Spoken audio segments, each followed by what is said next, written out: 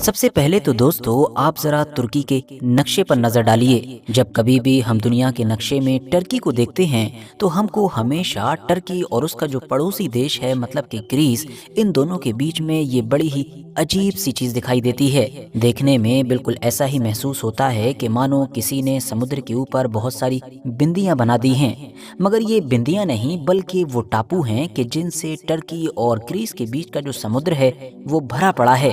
ایسے ٹاپو کے جو چھوٹے چھوٹے ہیں مگر تعداد میں حد سے زیادہ ہیں۔ اب دیکھنے میں تو پہلی نظر میں آپ کو یہی لگ رہا ہوگا کہ اگر یہ ٹرکی اور گریس کے بیچ میں موجود ہیں تو ظاہر سی بات ہے ان سارے ٹاپوؤں کے اوپر گریس اور ٹرکی دونوں کا ہی حق ہوگا۔ مگر آپ کو یہاں پر یہ جان کر شاید حیرانی ہوگی کہ ان سارے ٹاپوؤں میں سے کوئی بھی ٹاپو ٹرکی کا نہیں ہے، بلکہ ان سارے کے سارے ٹاپوؤں کے اوپر گریس کے، جس کو ہم یونان بھی کہتے ہیں، اس کی حکمرانی ہے۔ باوجود اس کے کہ ان میں سے کچھ ٹاپو تو ایسے ہیں کہ جو بالکل ٹرکی کے دروازے پر ہی موجود ہیں، مطلب ٹرکی کی جو مین لینڈ ہے اس سے بمشکل 1 سے 2 کلومیٹر کے فاصلے پر ہیں، مگر اس کے باوجود بھی وہ ٹاپو نہ تو ٹرکی کے ہیں اور نہ ہی ٹرکی بنا اجازت کے ان کے اوپر قدم رکھ سکتا ہے۔ حالانکہ دوستو یہاں پر یہ چیز جاننا بھی ضروری ہے کہ یہ سینیریو ہمیشہ سے ایسا نہیں تھا، بلکہ جیسا کہ ہم جانتے ہیں کہ اس پورے علاقے پر کبھی سلطنت عثمانیہ کا راج ہوا کرتا تھا، تو سلطنت عثمانیہ کے دور میں صرف یہ سارے ٹاپو ہی نہیں بلکہ پورا کا پورا گریس، ایون گریس سے آگے بھی یورپ کا ایک بڑا علاقہ عثمانیوں کے ہی کنٹرول میں آیا کرتا تھا۔ مگر پھر دھیرے دھیرے جب سلطنت عثمانیہ کمزور ہونا شروع ہوئی، 19ویں صدی کی شروعات میں گریس نے رشیا، برٹین اور فرانس جیسی طاقتوں کے سہارے سے عثمانیوں کے خلاف جنگ کا آغاز کیا۔ 1830 کا دور آتے آتے اب گریس سلطنت عثمانیہ سے الگ ہو کر ایک آزاد دیش بھی بن چکا تھا۔ گریس اب سلطنت عثمانیہ سے الگ تو ہو چکا تھا، مگر اس دور میں بھی یہ جو سارے ٹاپو تھے یہ گریس کو نہیں ملے تھے، بلکہ اگر اکا دکا کو چھوڑ دیا جائے تو سارے کے سارے ٹاپو ابھی بھی سلطنت عثمانیہ کے کنٹرول میں ہی ہوا کرتے تھے۔ مگر جیسا کہ ہم جانتے ہیں کہ پھر آگے بھی جیسے جیسے دور گزرتا گیا سلطنت عثمانیہ پہلے سے زیادہ کمزور ہوتی چلی گئی۔ خاص طور سے سب سے بڑا موڑ آیا 20ویں صدی کی بالکل شروعات میں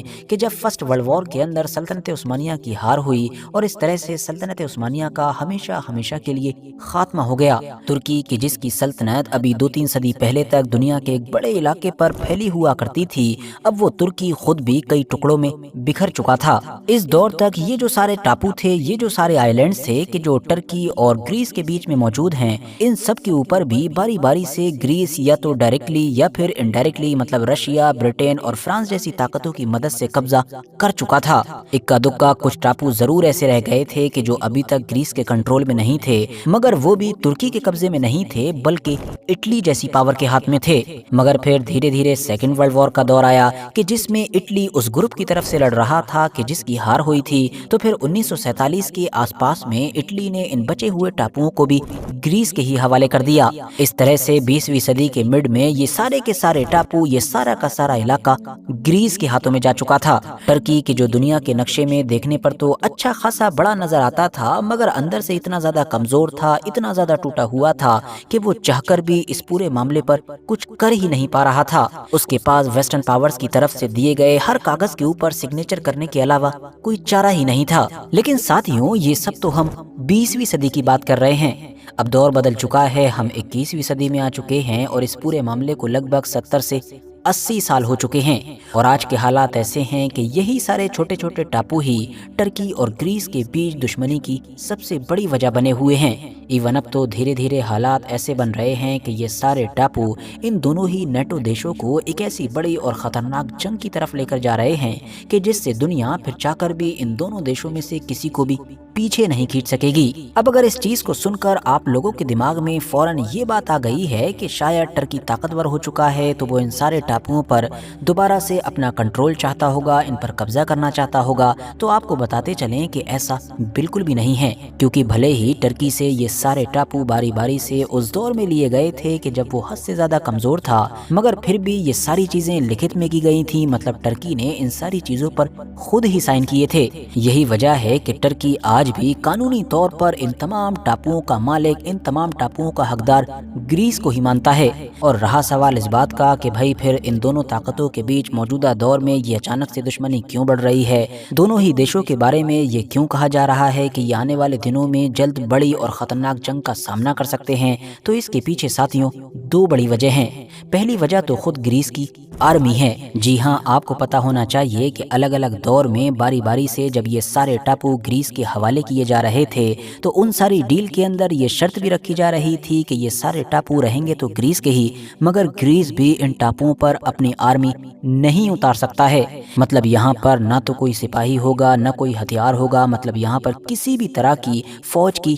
कोई भी मौजूदगी नहीं होगी। ग्रीस ने इन तमाम शर्तों पर लंबे वक्त तक अमल किया भी, मगर ताज़ा स्टेटस तो ये है कि ग्रीस बड़ी तेजी के साथ इन सारे ही टापुओं पर अपनी आर्मी उतार रहा है। बल्कि कुछ रिपोर्ट्स के मुताबिक ऑलरेडी ग्रीस ने 23 में से 20 से 21 टापुओं पर अपनी फौज तैनात कर दी है। वहां पर एडवांस हथियार भी तैनात किए जा रहे हैं। यही चीज टर्की को बुरी तरीके से खटक रही है, क्योंकि टर्की का कहना है कि इन तमाम टापुओं के ऊपर ग्रीस का ये जो मालिकाना हक है ये इसी शर्त के साथ जुड़ा हुआ है कि ग्रीस कभी भी यहाँ पर आर्मी को लेकर नहीं आएगा। और अब जब ग्रीस लगातार ये काम कर रहा है तो वो खुद ही जो पुराने मुआहदे हैं, पुराने डील हैं, उनकी खिलाफ वर्जी कर रहा है। अब अगर दूसरी वजह की तरफ आए जो थोड़ी कॉम्प्लिकेटेड भी है, तो उसके लिए 3 चीजों को समझना होगा। पहली चीज तो टेरिटोरियल सी, दूसरी चीज कॉन्टिनेंटल शेल्फ और तीसरी चीज एक्सक्लूसिव इकोनॉमिक जोन। सबसे पहले पहली चीज के ही बारे में बात कर लें तो इसका मतलब ये है कि इंटरनेशनल कानून के हिसाब से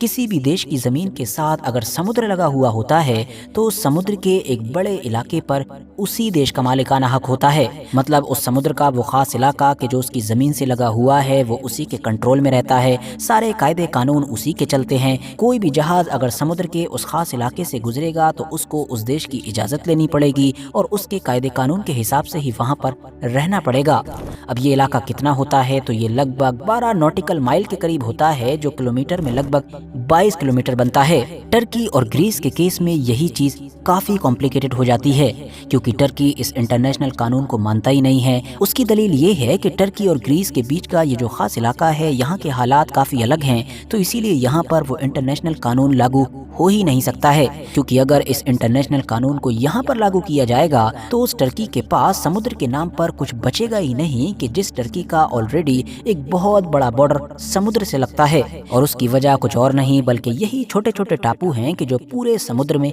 फैले पड़े हैं। क्योंकि जैसा कि हम जानते हैं कि ये सारे के सारे टापू ही ग्रीस की मिल्कियत में आते हैं, तो फिर जब कानून लागू होगा तो हर टापू से उतने ही किलोमीटर का आगे का इलाका ग्रीस का माना जाएगा। इस हिसाब से टर्की के हिस्से में तो कुछ बचेगा ही नहीं, क्योंकि 1-2 टापू तो ऐसे हैं कि जिन पर कंट्रोल तो ग्रीस का है, मगर वो ग्रीस से कई सौ किलोमीटर दूर हैं और टर्की के बिल्कुल दरवाजे पर मौजूद हैं। मगर उन टापुओं की वजह से भी आगे का इलाका ग्रीस का ही माना जाएगा। टर्की के लिए दोस्तों ये मामला कितना ज्यादा सीरियस है, इस बात का अंदाजा आप इस बात से लगा सकते हैं कि 1995 के दौर में ही टर्की की पार्लियामेंट ने बाकायदा इस बात का ऐलान कर दिया था, या आप कह सकते हैं कि वार्निंग दे दी थी, कि अगर ग्रीस ने इंटरनेशनल कानून का हवाला देते हुए अपनी तरफ से ही अपनी समुद्री सरहद को बढ़ाने की कोशिश की, मतलब 12 माइल तक ले जाने की कोशिश की, तो उसको ऐलाने जंग माना जाएगा। बिल्कुल ऐसा ही मामला हम लोगों को कॉन्टिनेंटल शेल्फ के केस में भी देखने को मिलता है। आसानी के लिए यहाँ आपको बताते चलें कि जिस तरीके से टेरिटोरियल सी का ताल्लुक समुद्र के ऊपरी हिस्से से है,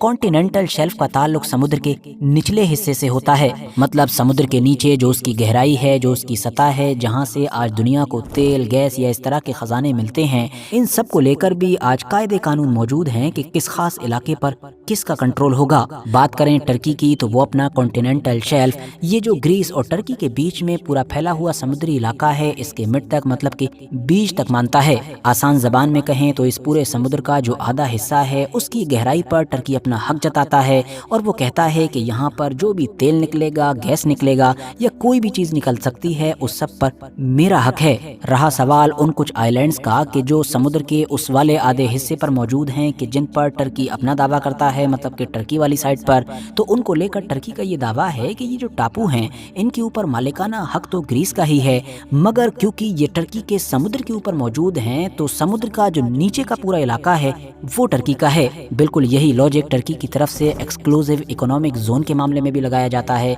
मतलब वो ये कहता है कि ये सारे टापू तो ग्रीस के ही हैं, मगर इन टापुओं को बुनियाद बनाकर एक्सक्लूसिव इकोनॉमिक जोन नहीं दिया जा सकता है। टर्की ने अपने इन सारे क्लेम्स को, अपने इन सारे दावों को सिर्फ जबान तक ही नहीं रखा है, बल्कि वो तो वक्त वक्त पर इन सारी चीजों को यूएन के अंदर भी उठाता रहा है। बल्कि उसने तो बाकायदा एक पूरी मुहिम छेड़ रखी है, एक ऐसी मुहिम कि जिसको ब्लू होमलैंड या फिर मावी वेटन का नाम दिया गया है। ये एक ऐसी मुहिम है कि जिसके अंडर बाकायदा टर्की ने अपना एक मैप तक जारी कर रखा है, जिस मैप में टर्की के दावे के मुताबिक उसका जो समुद्री एरिया है, जो उसके समुद्री बॉर्डर्स हैं, उनको दिखाया गया है। लंबे वक्त से ही टर्की की तरफ से प्रमोट किए जा रहे इस ब्लू होमलैंड वाले नक्शे के अंदर आप देख सकते हैं कि किस तरह से न सिर्फ एजियन सी में बल्कि ब्लैक सी और मेडिटेरेनियन सी के भी एक बड़े इलाके पर टर्की ने दावा ठोक रखा है। ये सारा वो इलाका है कि जिसको लेकर टर्की का दावा है कि ये उसी की होमलैंड से बिलोंग करता है। मौजूदा हालात की बात करें तो पिछले कुछ दिनों से या पिछले कुछ हफ्तों से अब अचानक से ये जो ब्लू होमलैंड वाला प्रोजेक्ट है, ये इंटरनेशनल मीडिया में और खास तौर से सोशल मीडिया वगैरह पर खूब नजर आने लगा है। उसकी वजह ये है कि रिपोर्ट्स लगातार बता रही हैं कि टर्की की जो मौजूदा हुकूमत है, मतलब कि रजब तैयब अर्दोगान की गवर्नमेंट, वो अब ब्लू होमलैंड वाली इन तमाम चीजों को जबानी दावों से प्रॉपर कानून में बदलने की तैयारी कर रहे हैं। मतलब टर्की की हुकूमत पूरे प्रोसेस को फॉलो करते हुए इसको कानून में बदलने की तैयारी कर रही है, ताकि फ्यूचर में अगर टर्की के हालात कभी बदल भी जाएं, हुकूमत कमजोर आ जाए या फिर किसी और तरीके की आ जाए, तो वो भी वेस्टर्न पावर्स के दबाव में आकर इन तमाम चीजों में कॉम्प्रोमाइज ना कर सके। ये कानून के जिसको टेबल पर लाने की बड़ी तेजी के साथ तैयारियां चल रही हैं, अगर पूरी तरीके से बन जाता है तो फिर टर्की अपने देश के कानून के हिसाब से आसपास के समुद्री इलाके में वो सब कुछ करने लगेगा या वो सब कुछ हासिल कर लेगा कि जिसका जिक्र वीडियो में अभी तक हमने आपके सामने किया है। मगर यहाँ पर गौर करने की बात यह है कि ये कानून तो टर्की का अपना कानून होगा, वो फॉलो भी अपने ही कानून को कर रहा होगा। जब वो ये सब कुछ करेगा तो दूसरी तरफ मौजूद जो ग्रीस होगा उसका क्या रिएक्शन होगा, क्योंकि ग्रीस के लिए भी ये कोई मामूली बात तो होगी नहीं। इसीलिए तो हमने आपसे बिल्कुल शुरू में ही कहा था कि इन चीजों की वजह से दोनों देशों के बीच जंग का खतरा बढ़ता जा रहा है। दोनों ही नेटो के मेंबर भी हैं, तो अगर ना चाहते हुए भी इन दोनों के बीच ऐसे हालात पैदा हो जाते हैं तो फिर नेटो का क्या रिएक्शन होगा, नेटो के अलग अलग देश इस मामले में क्या एक्शन लेंगे, ये तो आने वाला वक्त ही बताएगा। बाकी दोस्तों, इस पूरे मामले पर आप लोगों की क्या राय है कमेंट्स बॉक्स में जरूर बताएं। वीडियो अगर जानकारी से भरपूर लगी हो तो लाइक करें, दोस्तों के साथ शेयर करें और ऐसे ही नॉलेजेबल और हिस्टोरिकल वीडियोस हमेशा देखने के लिए हमारे इस चैनल को सब्सक्राइब करने के साथ साथ बेल आइकन को जरूर प्रेस करें।